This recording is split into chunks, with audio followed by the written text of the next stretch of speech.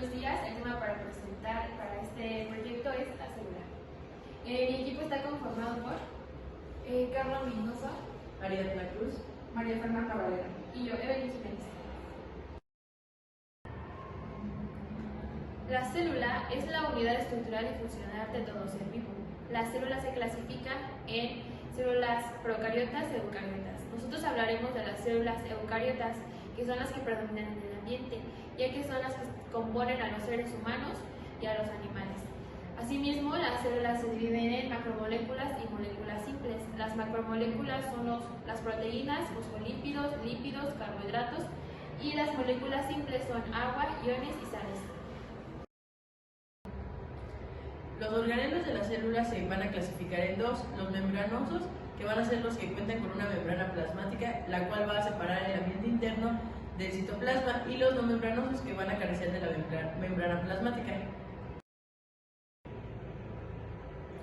El núcleo es el organelo más grande de la célula. Aquí se almacena la mayor parte del material genético, duplica y transcribe el mismo, y contiene toda la maquinaria proteica necesaria para estos procesos. La membrana nuclear o la envoltura nuclear pertenece al sistema endomembranoso de la célula. Es una sola estructura compleja de aspecto poroso que recorre el núcleo. Está compuesta por dos capas concéntricas que poseen poro. Estas capas se fusionan y forman poros nucleares, perforaciones de la membrana. Esta función principal es permitir la comunicación del citoplasma celular con el interior del núcleo. Entre ambas membranas o capas concéntricas existe una distancia de 20 y 40 nanómetros.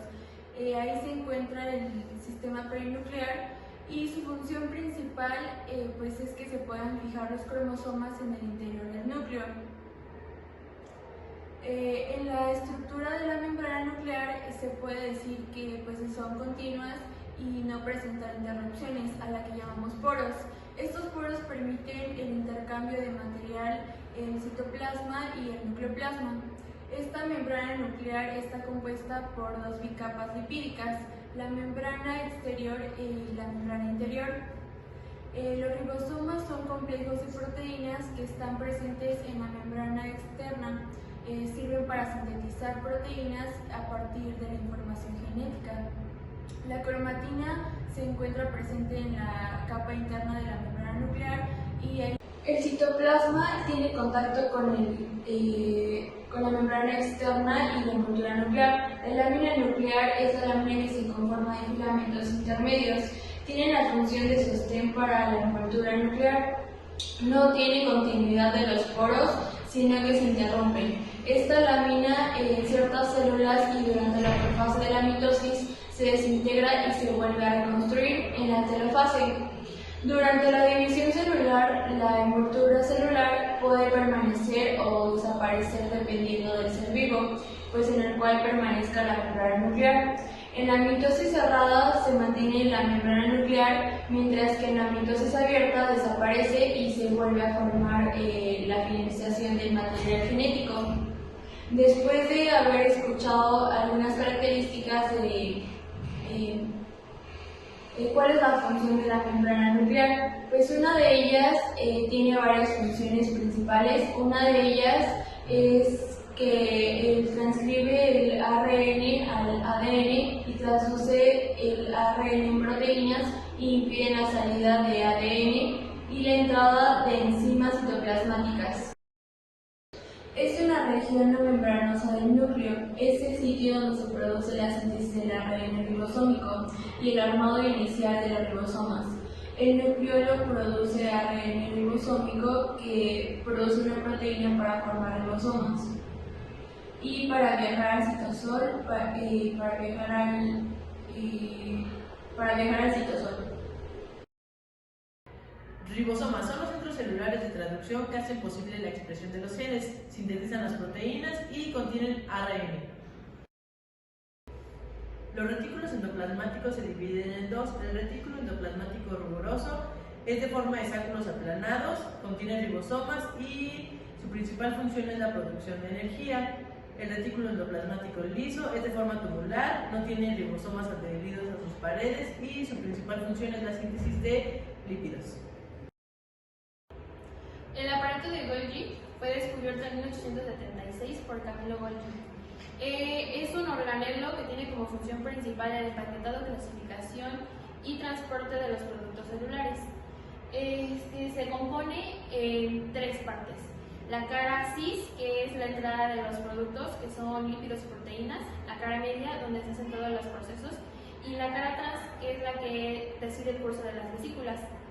Este mismo organelo es componente del sistema endomembranoso, que es un sistema de membranas internas celulares, el cual se compone por la membrana plasmática, las vesículas, la envoltura nuclear, el retículo endoplasmático y, como ya lo mencioné, el aparato de Golgi. Las vesículas. Las vesículas secretoras y de transporte son las que derivan del aparato de Golgi. Hay tres que se encargan de la digestión celular. Los lisosomas son los que degradan proteínas, los perisosomas son los que degradan lípidos y las proteosomas son los que degradan proteínas mal elaboradas. Dentro de las vesículas también encontramos al endosoma. Estas son vesículas membranosas provenientes del medio externo inducido a la célula. Estas llegan a la célula por medio de fagocitosis, pinocitosis y endocitosis producida por receptores.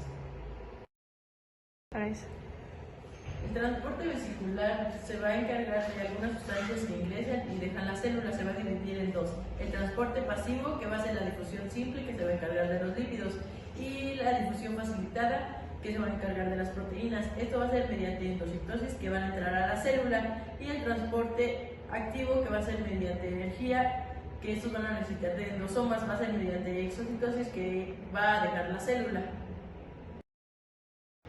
La membrana plasmática es aquella membrana que delimita la célula de su exterior, también conocida como mosaico fluido, gracias a que está compuesta por proteínas, fosfolípidos, colesterol, carbohidratos, entre otras.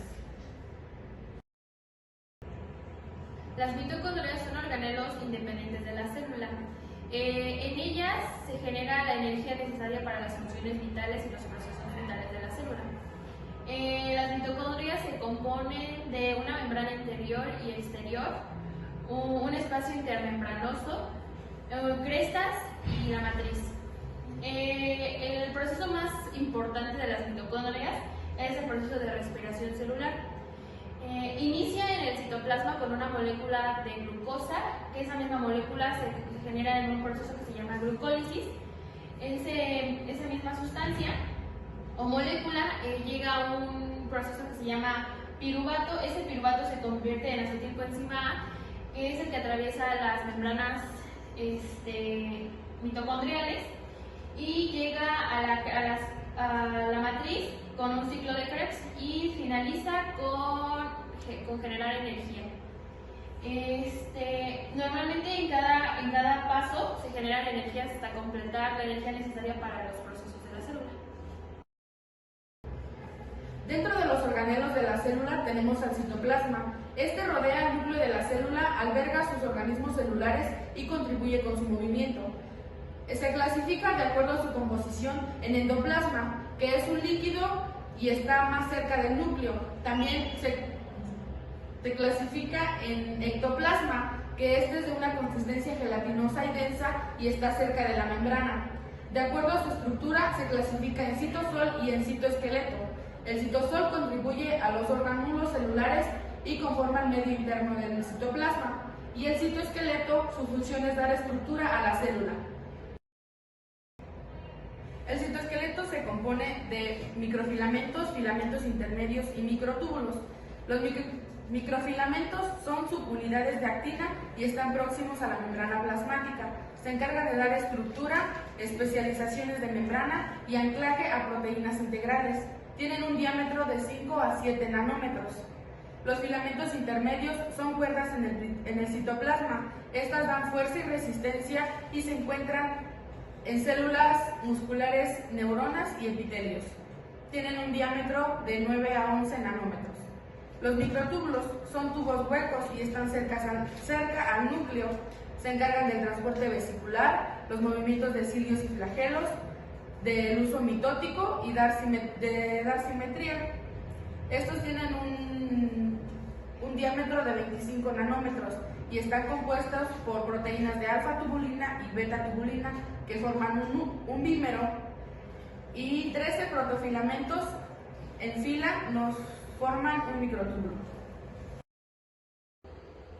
Entre las especializaciones del citoesqueleto, estas sabemos que se dan fuera de la célula. Encontramos a los cilios, que son de movimiento oscilatorio, y estas se dan en el obvioducto, que es el transporte de embriones al núcleo. Está compuesto por 9 de 2 microtúbulos, que esto forman un axonema. Los flagelos también se componen de un axonema y tienen un movimiento ondulatorio. A esto nos referimos con los espermatozoides.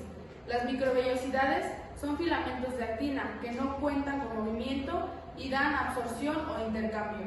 Los estereocilios también son filamentos de actina, dan absorción y función sensorial a la cóclea del oído interno y tampoco tienen movimiento. Después tenemos a los centriolos, que ya no forman parte de las especializaciones, pero este está compuesto de 9 tripletas de 3 microtúbulos.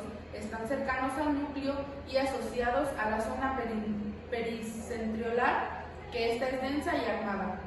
Y también tenemos a un centrosoma. Los centrosomas son la región donde se forma la mayor parte de microtúbulos, y desde ellos se dirigen a los destinos específicos dentro de la célula.